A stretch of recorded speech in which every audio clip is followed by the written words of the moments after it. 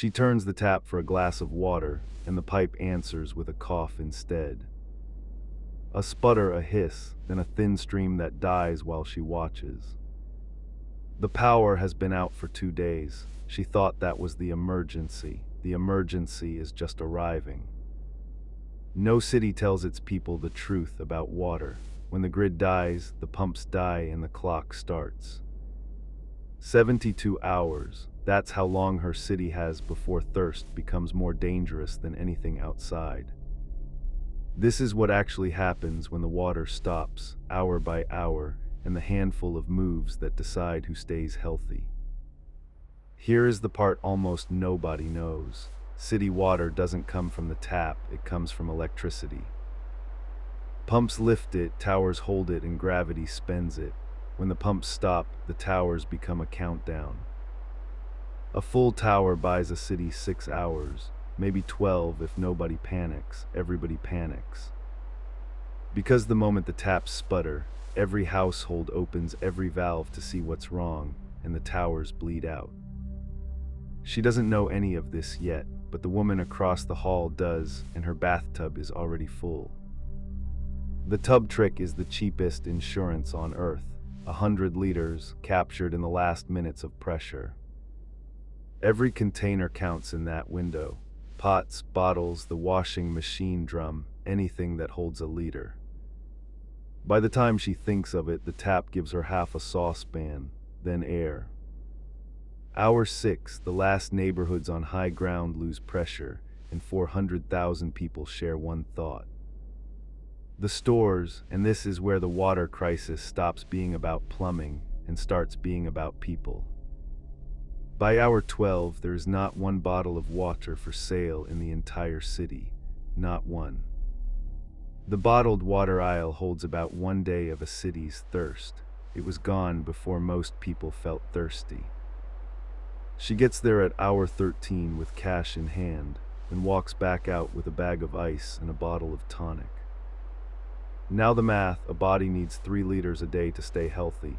More in heat, more under stress. Stress is coming. You can be hungry for 3 weeks and live. 3 days without water and your body starts shutting doors.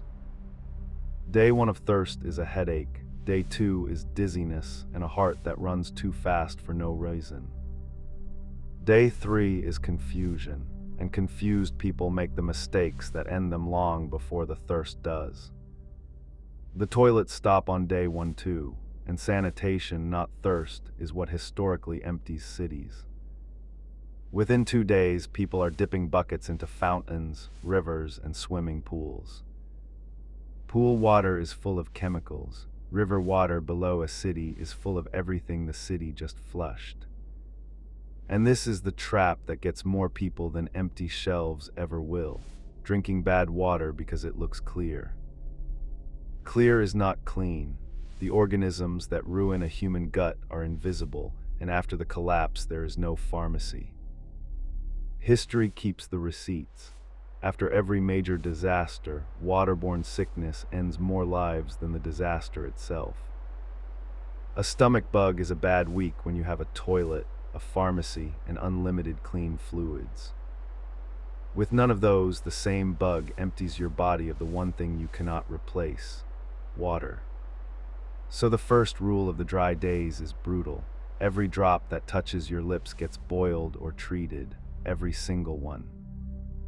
1 full minute at a rolling boil, that's it. The oldest purification on Earth still beats almost everything. No heat, plain unscented bleach, 2 drops per liter, wait half an hour.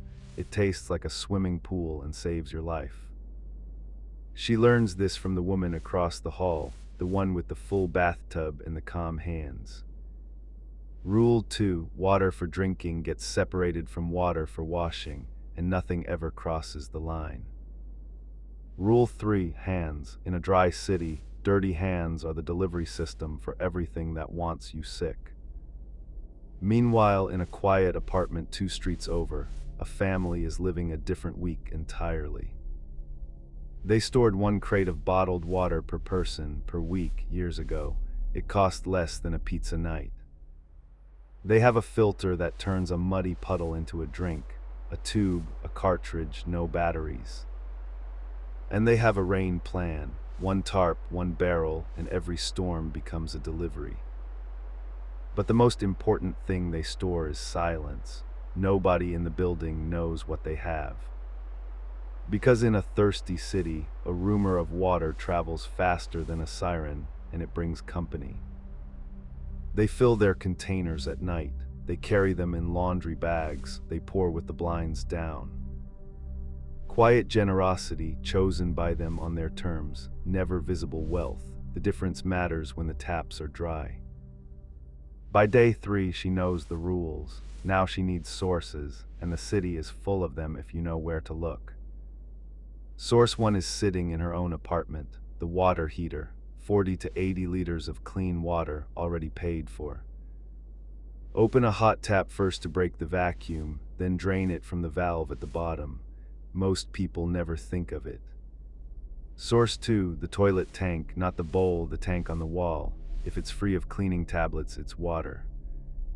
Source 3, cans. The liquid in canned vegetables is water, salt, and calories. People pour it away, don't. Source 4, the sky. One decent rain on one tarp fills more bottles than a person drinks in a week. And Source 5, the one that requires respect. The river, never straight, always filtered, always boiled after. Filter, then boil, 2 barriers, because when there is no doctor, one barrier is gambling. Day 4, dawn. She walks to the river with the red canister and the borrowed filter, and she isn't guessing anymore. Around her, the city is learning the lesson in the hardest school there is. The ones who stored a few crates years ago are still healthy, still calm, still invisible. The ones who drank clear-looking water on day 2 are the reason the hospital parking lot has become a ward. Water is the quietest part of any collapse. No explosions, no headlines, just a tap that coughs and a clock that starts. And it's the easiest disaster on Earth to beat in advance. A few crates, a filter, a tarp, boring, cheap, decisive. So tonight, count the liters in your home. Divide by 3 and by the people you love.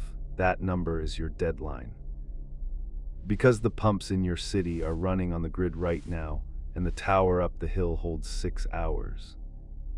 When your tap coughs, you'll either be the person with the bathtub full or the person with the bag of ice. If this made you get up and count your bottles, subscribe. The next one might be the warning that arrives in time.